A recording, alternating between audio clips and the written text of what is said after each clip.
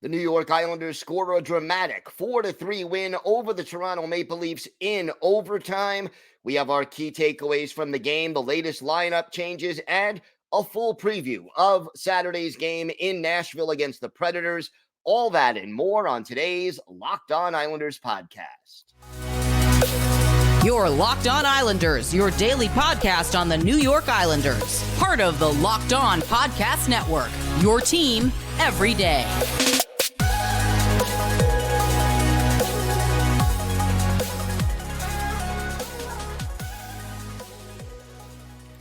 And welcome, everybody, to the Friday edition of the Locked On Islanders podcast, part of the Locked On Podcast Network, your team every day. I want to thank everyone who makes Locked On Islanders your first listen every day. Don't forget to subscribe on YouTube or wherever you get your podcasts so you can get new episodes as soon as they drop. Today's episode is brought to you by Sleeper. Download the Sleeper app and use promo code LOCKEDONNHL to get up to a $100 match on your first deposit. Terms and conditions apply. See Sleeper's terms of use for details. Wow, what a great win for the New York Islanders. We're going to break it all down for you and more. But first, if there's something Islanders related on your mind, if you have a question, a comment, maybe a topic you'd like us to discuss on a future episode, feel free to email us at lockedonislanders@gmail.com. And if you leave your first name and where you're from, we're happy to mention you on the show when we discuss whatever's on your mind. You can also follow the show on X at Locked On Isles, and you can follow me, Gil Martin, on X at Ice Wars, NYR vs NYI. We'll keep you up to date on all things Islanders all season long, and I am live tweeting during nearly every Islanders home and road game. So join me for some instant insight and analysis, and it's great to talk Islanders hockey with you, game time or anytime. Wow, Islanders in overtime beating the Toronto Maple Leafs 4-3. And, I'm going to just start with this. This was, except for a few breakdowns, a very, very well-played hockey game. This was, just as a fan, an entertaining hockey game. The Islanders came out really on the attack early, drew a penalty in the first minute of the game, cashed in on a goal by Kyle Palmieri. Great to get him his 10th. And, you're all excited. It's like, wow. But, of course, the same things that have plagued the Islanders for far too long, defensive breakdowns, coming back again on at least two of the three goals scored by the Leafs, one by Bobby McMann, two by Austin Matthews. The Islanders had two defensemen behind the goal or didn't pick up a player or just were out of position.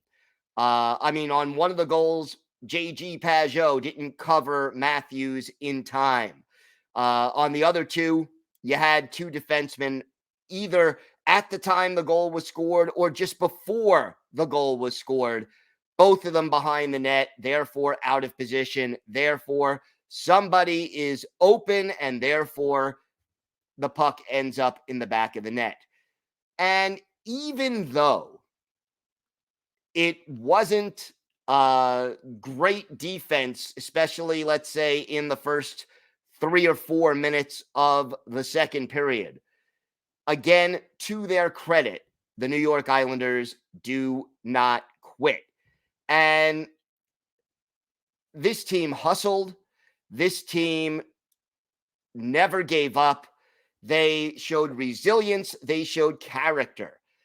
And I'll say this, Alexander Romanov gets the Islanders back in the game with a goal a little less than a minute and a half after it's 3-1. That was a goal scorer's goal. I didn't expect that Alexander Romanov had that kind of shot in him. And, look, I like Alexander Romanov as a player. He's solid in his own end. But he's not a big offense guy. And that shot was a goal scorer's goal. I mean, that was a wicked, hard shot, and it just got the job done. And at the end of the day, 32 saves for Ilya Sorokin. The Islanders, again, being outshot 35-31, but it didn't matter because they get the game winner 21 seconds into overtime. Mathew Barzal scoring it. And wow, what an unbelievable comeback win, a badly needed comeback win. And look, Casey Cizikas not in the lineup. He is week to week now with a lower body injury. We don't know how long he's going to be out. He has not officially been placed on IR yet, though. And so Cizikas was a non-healthy scratch in this game. Samuel Bolduc and Julien Gauthier were the healthy scratches. And we're going to talk about the different line combinations that Lane Lambert came up with later on in the show. But to me, just watching this team, look, you say what you want about the Toronto Maple Leafs. We know they have their defensive issues. We know that but they are also one of the more talented offensive teams in the National Hockey League. Mitch Marner, Austin Matthews, William Nylander, Pajama Boy, Max Domi. You go up and down this lineup, Morgan Riley. There are just so many guys who are more than capable of putting pucks in the net and creating and skating, and they have team speed. They are not an easy team to play against. And the Islanders came out and got the job done. They went toe-to-toe with the Maple Leafs and didn't back down. And even when they fell behind, to their credit, they stuck to their game plan and just played the game the right way, except for those breakdowns. And look, when you have those kind of defensive breakdowns against a talented offensive team like Toronto, more often than not, they're going to take advantage of them. And to their credit, they did. But, to get this win, absolutely, positively, a big thing. You end the 2-game losing streak. Boy, oh boy, did the Islanders need these 2 points. And I think part of it is also a confidence thing. You're going back on the road. You got the next 4 games away from home.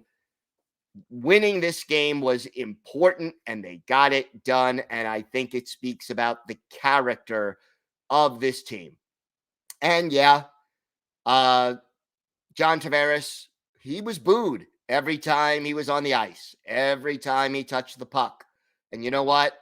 I don't think that's going to change anytime soon. Tavares, by the way, finishes the game with no points. He's a -1. He had 4 shots on goal, 1 hit, 1 block, 1 takeaway, 1 giveaway. Led all Maple Leafs forwards with 19 minutes and 15 seconds of ice time. But, Islander fans distinctly sending JT a message. And that message is, we didn't forget. We didn't forget what you did and how you did it. And again, I don't blame John Tavares for wanting to go back and play for the Maple Leafs, the team he grew up watching. Everydayers, you've heard me discuss this in the past, but the way he handled it just wasn't the right way to do it, and the Islanders could have traded him and gotten something in return rather than just losing him in free agency. So I don't think Islander fans are going to forgive John Tavares for forsaking them and leaving them in the lurch anytime soon. And you know what? That's okay. That's part of being a fan. That's part of hockey. And I don't think John Tavares takes it personally. On the ESPN broadcast, they mentioned, that's kind of a tribute to John Tavares because it tells you how much the fans cared about him when he was with the team. and how good he is. And that's why, they care enough to boo him every time he touches the puck. And if John Tavares understands that, then this is a win-win because the fans get to vent. Tavares understands what it really means, and the Islanders absolutely end up beating Pajama Boy and the Toronto Maple Leafs and get a big win before they head into the central part of the country for a 4-game road trip.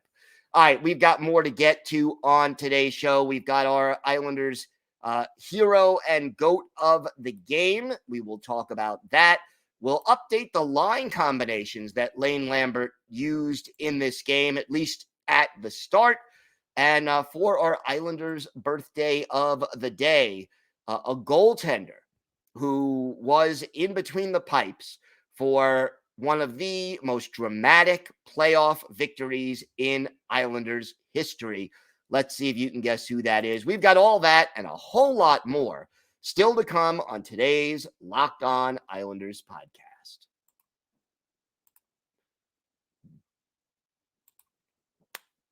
Today's episode is brought to you by Sleeper. It's almost the halfway point of the season, Islander fans.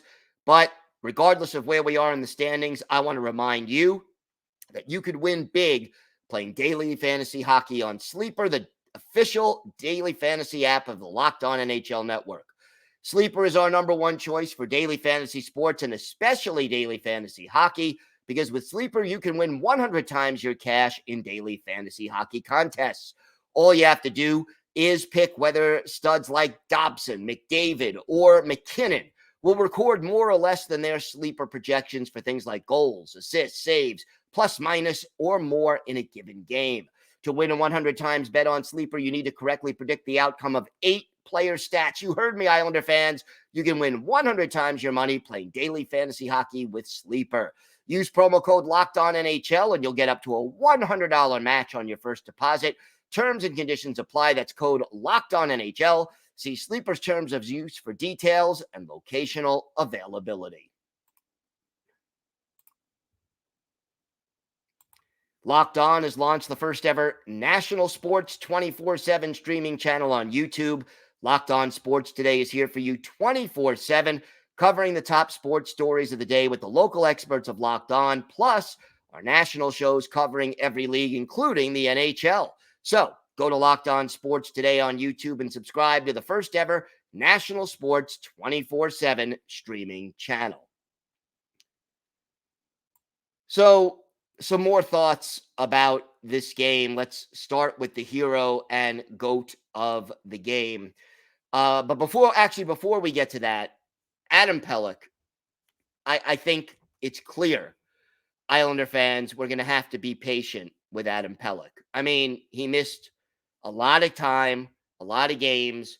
This is only his second game back. He does not look like he's the Adam Pelech of old. And again, everydayers, he was struggling and wasn't playing up to his past standards even before the injury. But he was on the ice for 19 minutes. He had 2 shots on goal, a -1, 1 block shot, no hits. But defensively, at times, he still looks a step slow. He still looks a little tentative. He still looks like he's trying to get his groove back and get back into game shape and into, getting used to the pace of an NHL game. So we have to be patient. There's no other way. You could practice from now until the end of time. But if you don't end up playing in games, you can't fully get back to the speed and the intensity of a game. So he's going to go out there. He's not going to play 24, 25, 23 minutes like he usually does when he's fully healthy, but he is going to play. And I think over time, we will see Adam Pelech get better, but it may take a week or two more before we see the Adam Pelech that we're used to seeing.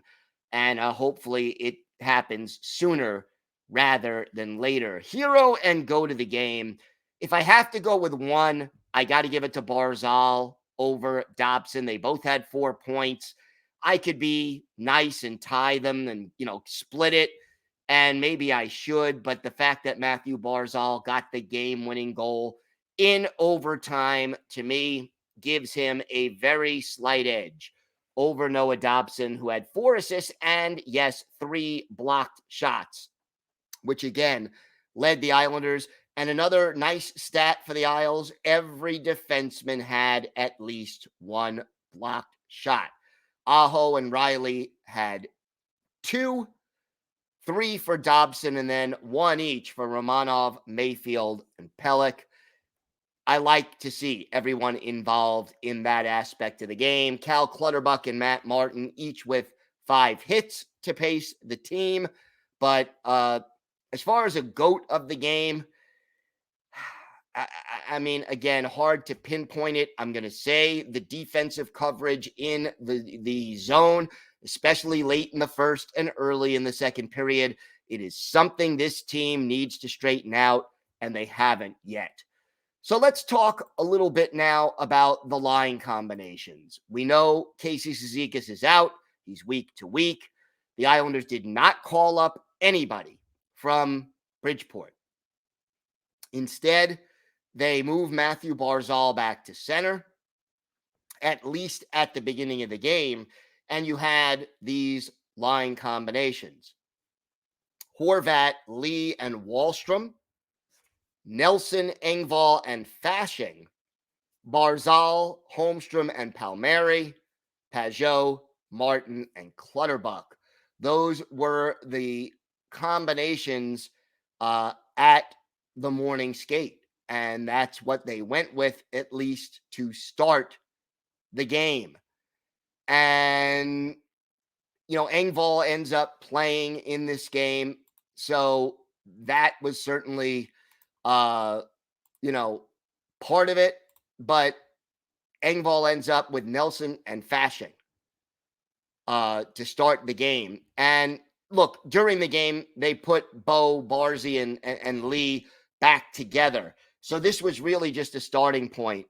And, it just, they needed to do something to shake things up because the top line was the only line that was truly being consistently productive. Nelson, Engvall, and Palmieri were kind of slumping. You weren't getting anything offensively from the third line of Pajot, Gauthier, and Holmstrom. It was good to see Hudson Fasching back in the game. Fasching playing 14 and a half minutes. He had some good plays that he made on the forecheck and showed a little urgency and a little life. But Oliver Wahlstrom only playing 8 minutes and 3 seconds. He had 4 shots on goal, missed a couple of other opportunities, and he did block 2 shots, but he was a -1 and just didn't seem to show that he was going to spark the team with the way he was playing. And again, with Wahlstrom, it's not the shots.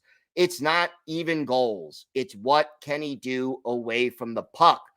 And I think, no hits, but the 2 block shots show something. But, we'll see whether Wahlstrom is in the lineup again on Saturday.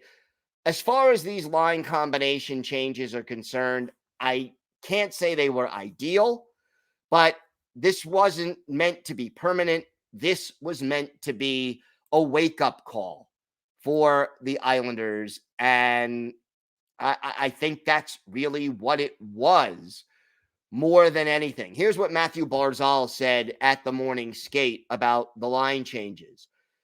He said, I think anytime a coach, first of all, you never want it to happen. You want to win and you want things to move smoothly, but the last few games haven't been great. And sometimes a little shakeup can be all right.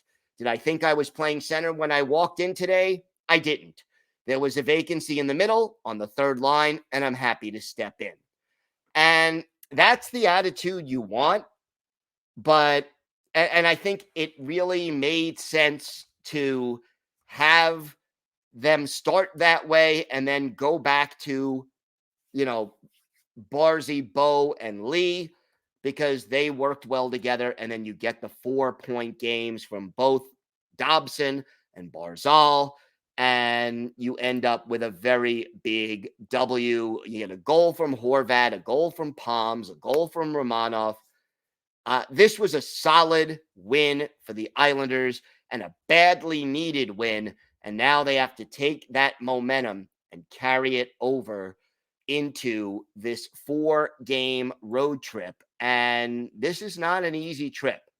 You look at the schedule right now, and it's Saturday in Nashville, Monday in Minnesota, Tuesday in Winnipeg, and then Saturday in Chicago. So 4 games in the Midwest, and the Islanders have to hope that they can get it done. We're going to preview the first of those games, Saturday, 8 o'clock Eastern in Nashville. And again, you can listen to the complete Islanders radio broadcast on SiriusXM on the SXM app.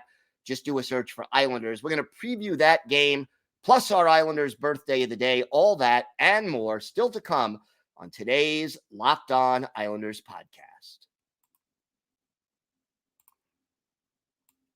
Today's episode is brought to you by Jase Medical. I know we come to sports to escape from some of the crazy realities of real life, but can we just talk for a minute about preparing for real life? According to the FDA, pharmacies are running out of antibiotics like amoxicillin right in the middle of the worst flu season in over a decade. This is scary.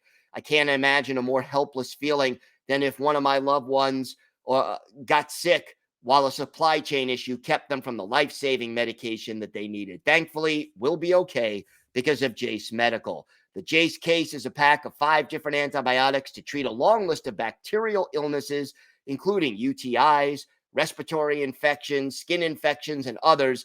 And that's stuff that could happen to any of us. Visit jasemedical.com and complete your physician encounter.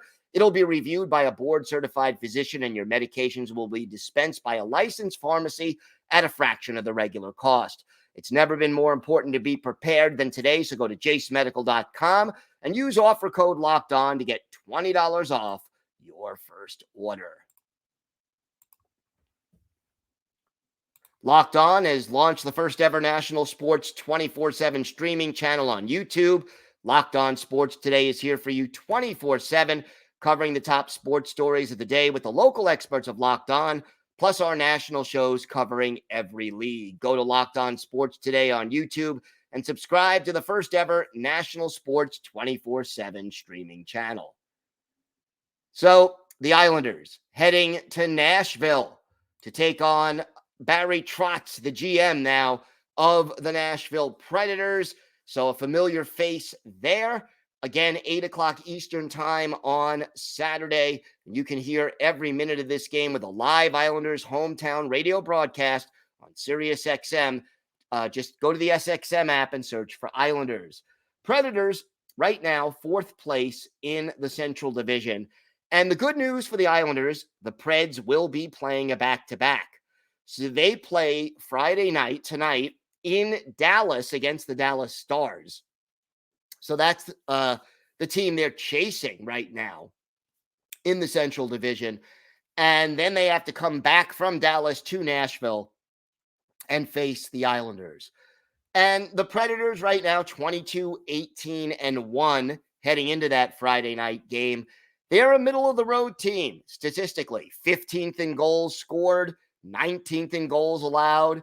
The power play is 16th, right in the middle. Penalty kill, though, it's vulnerable, 25th in the league, allowing only killing 76.7% of the penalties. So maybe the Islanders can take advantage of the power play opportunities that they may get in this game. The number one offensive threat on this team, Philip Forsberg, 21 goals, 45 points. He leads the team in goals and is tied for the team lead in assists with Roman Josi with 24. Ryan O'Reilly next with 15 goals. Colton Sissons with 12. Gustav Nyquist with 10. But it's more of a balanced scoring than it is a superstar kind of scoring. UC Saros is their goaltender. He is 16-15-1. A 309 goals against and an 899 save percentage. Kevin Lankinen is the backup 5-3-0, 314 goals against, 901 save percentage. So the two goalies roughly the same as far as their numbers are concerned. The line combinations for the Preds: Ryan O'Reilly, Philip Forsberg, and Gustav Nyquist, a dangerous top line. Colton Sissons, Denis Gurianov, and Juuso Parssinen are the second trio. Tommy Novak centers Cole Smith and Luke Evangelista on the third line. And then it's Cody Glass, Philip Tomasino, and Michael McCarron on the fourth line. Roman Josi and Dante Fabro are the top defense pairing. Luke Shen and Ryan McDonough, the second pair. Jeremy Lauzon and Alexander Carrier are the third pair. The goalies, as we mentioned, Saros and Lankinen. Tyson Barrie currently listed as day-to-day. Look, the first of all, you got to shut down that top line. And it's easier said than done. We know how dangerous this team can be. Philip Forsberg is tough to stop.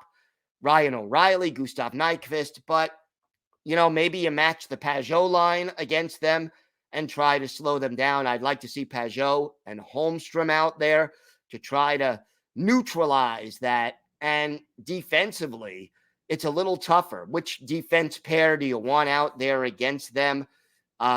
Not so easy. I would say probably Pelech and Mayfield, maybe a little Romanov and Dobson, but we'll see what Lane Lambert decides to do. Islanders have to take advantage of their chances on the power play. I think that is the biggest thing. And also, obviously, clean up the mess in their own zone. Those are some of the keys to victory for the Islanders in this game. Meanwhile, time for our Islanders birthday of the day. And look, we've done a couple of obscure players over the last few days, guys who only played a handful of games with the Islanders. Today, it's not one of those. Basically, Saturday is the 63rd birthday of former Islanders goalie Kelly Hrudey.